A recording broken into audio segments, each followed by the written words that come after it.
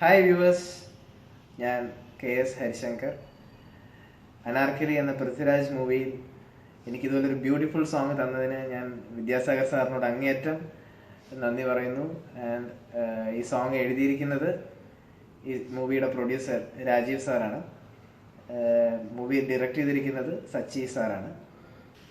നാം തുഴഞ്ഞ നീർക്കൊതുമ്പിൻ ഓമൽപ്പടി,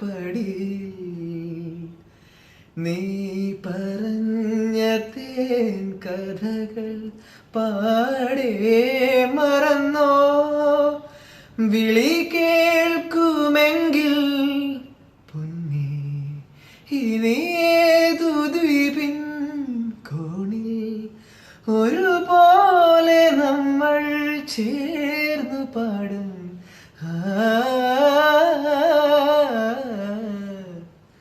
വാനം ചായും തീരം താരാട്ടും,